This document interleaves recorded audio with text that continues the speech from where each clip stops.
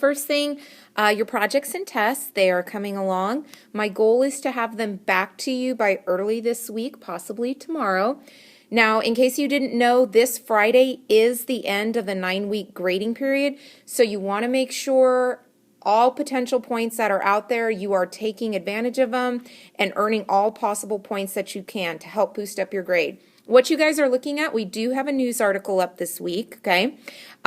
Basically, what I want you to do, below is a link to the biggest pictures from the news last week. If you guys did the extra credit from the previous week, then you'll know a little bit about this. Basically, when you open up the link, it's going to take you to several of the biggest pictures from the news last week. You choose one of them that you find most interesting, just one. And you're going to write a paragraph for me about the picture you have chosen. So basically, what picture did you choose and why? Why does that stand out to you? Why does that event matter? Now remember, it's one complete paragraph, 5 sentences all together, and you need to post this by Friday at 8 a.m. Again, this is a good opportunity to add 10 points to our grade. When you guys open up that link for the news article, this is what the article will look like.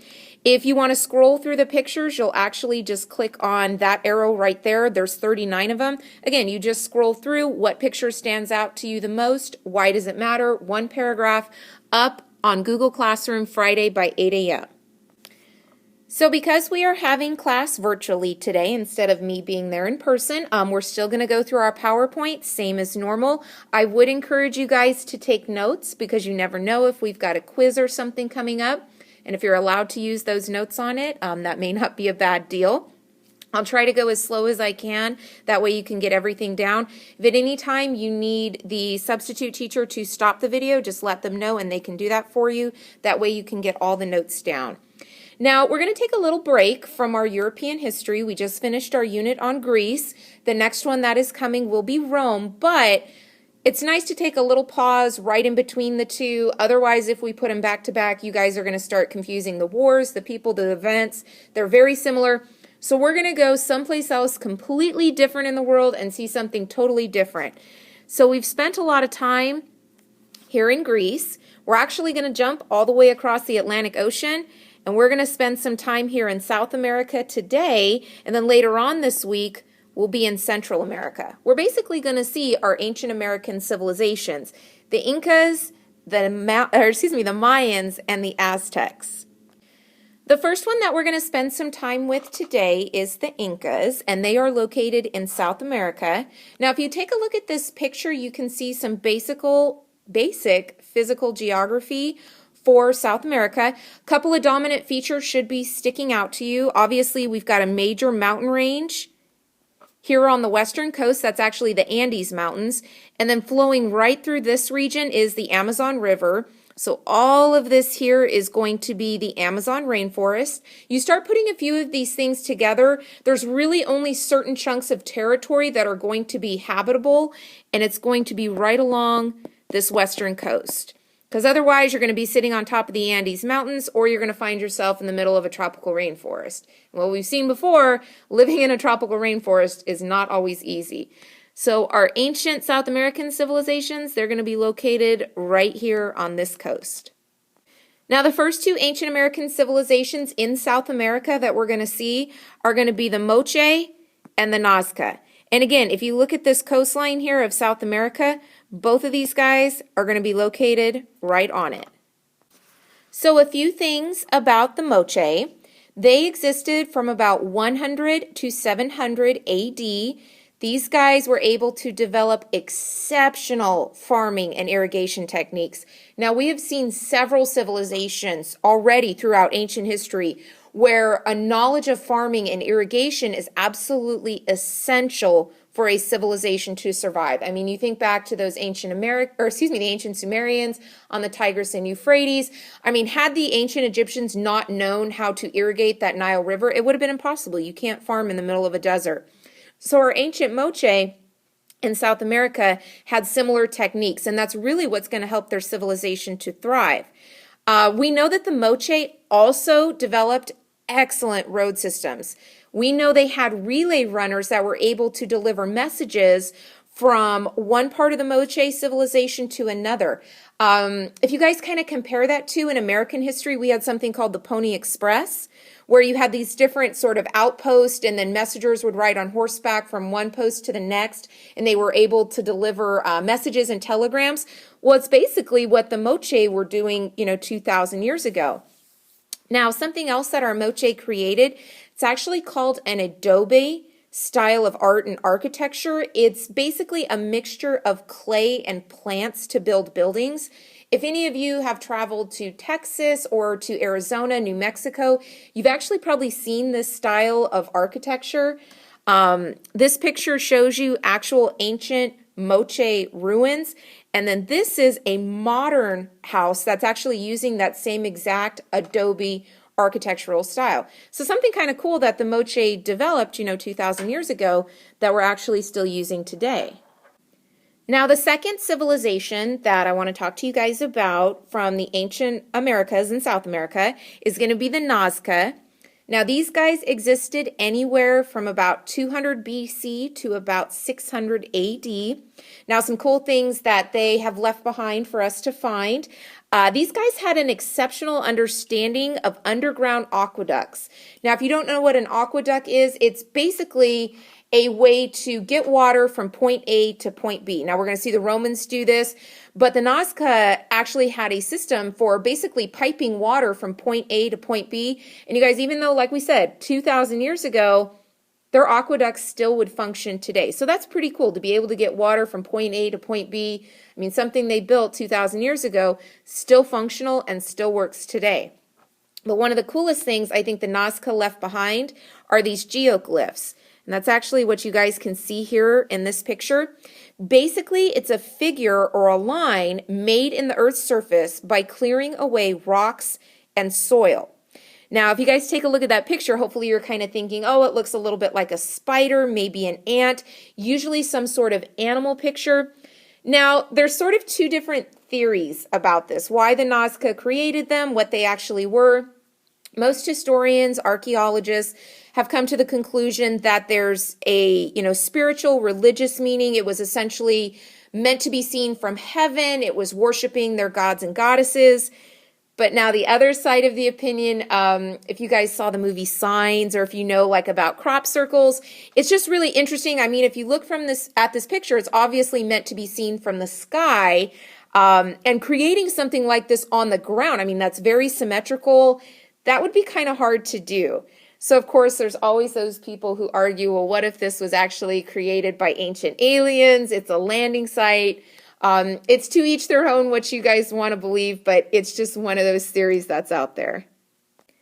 Now, the last civilization that we're going to see in South America, kind of the ones who were at the peak, at the pinnacle, that is going to be the Incas. And they are going to exist from between about 1200 to 1535 AD. So we're roughly about 1,000 years ago. And again, these guys are going to be kind of the pinnacle, the shining moment of ancient civilization in South America. So if we're going to talk about the ancient Incas, we have to mention this gentleman here. His name is Pachacuti, and he lived in about 438 AD. Now, Pachacuti was a very, very skilled warrior, and he actually kind of competed with his brothers, and basically by demonstrating that he was the far superior warrior, he was able to proclaim himself emperor. Now, Pachacuti is going to go on this massive campaign of conquest, you guys. He's basically going to go up and down the coast of South America, and he's going to band together all of these various tribes and nations. By the time that Pachacuti has finished his campaign of conquest, I mean, you guys, he's been able to unite almost 12 million people. That's huge. I mean, look, there's 10, 15 of us in this classroom.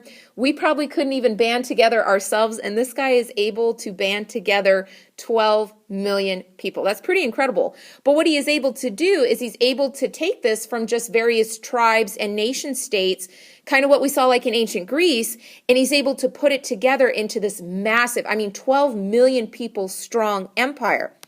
The Incans under Pachacuti, they're going to be able to develop some amazing things in medicine, in farming, in weaving, in metalwork.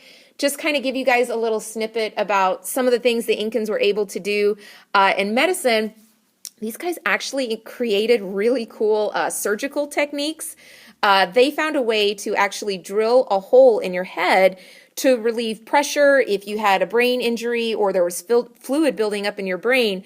But even though you guys, they were performing this surgery almost 1,000 years ago, they had a 90% success and survival rate. So that's pretty cool. Again, lots of advancements in medicine, able to drill holes in your head, farming, weaving, metalwork. I will tell you one thing the Incans did not really have was an astronomical understanding. And when we see the Mayans and the Aztecs in Central America, that's where those guys are going to excel. But I'll show you some other really cool things that the Incans were able to create. So this is what I was talking about, you guys, what Pachacuti was able to do. He becomes emperor basically by showing to his brothers that he is the far superior warrior, so he's the new emperor. And he basically goes up and down the coast of South America, and he bands together all of these various tribes and nations. So that if you look at this picture, this is the one empire that he is able to create. And remember, this is 12 million people strong. So something very cool the Incans are actually able to create is this exceptional road system. Now, you guys, I know that roads aren't super flashy. I mean, it's not a Colosseum, it's not the Parthenon, it's not the Olympics or anything like that. But if you stop and think on an efficiency and practicality level, roads are pretty essential. I mean, if you now have a population of 12 million people, you need an effective and efficient way for them to get to point A to point B. Just stop and think, you guys, if you took away our working road systems, even just here in Attica, think in the state of Indiana, the country of the United States, how chaotic and inefficient that would be. So having a working road system is going to be pretty essential if you're going to have a big empire. I mean, when we get to the Romans after fall break, this is going to be one of the things that they'll have to create, because if you're going to have a big empire, you have to have an efficient working road systems. And the Incans are actually going to be able to build one that is going to span the entire coast of their empire. Now, just a little bit about the religion of the Incans. They are going to be polytheistic. So remember, poly is Latin for many, and theism is Latin for the belief in. So we've got a belief in many gods and goddesses. Their kind of main god was the sun god, and his name is Inti, and that's actually the picture that you can see. Now, the Incans actually had a saying that was, gold is the sweat of the sun. One of the resources that the Incans will have is lots and lots of gold. Now, they didn't value gold the same way that we do today, and actually that gold is going to be the downfall of our ancient Incans. And you guys, I mean, we've seen this every time we rise up a civilization, they're always going to fall. Because anytime you start to get something good, someone else is going to come along and take it. And the Incans, and actually our Aztecs and our Mayans as well, they're all going to have all of this gold resource. The Spanish, here are going to come our conquistadors. They're going to want to take all of that gold. So, you know, something that the Incans themselves didn't even really value, very, very valuable to the Spaniards, and that will actually end up being their downfall. Just a little bit about their religion, you know, worshiping the sun god Inti. The Incans are going to do human sacrifices. There was records, you guys, that one of the main emperors of the Incans ended up dying, and they actually sacrificed 4,000 people in his honor. Now, we see that as being a little weird and a little different, but if you stop and think about it, I mean, to be sacrificed to the gods, that was one of the most noble things that you could actually do. We found records too of the Incans that they would actually sacrifice children if they had a bad harvest or if there was a famine. And again, to them,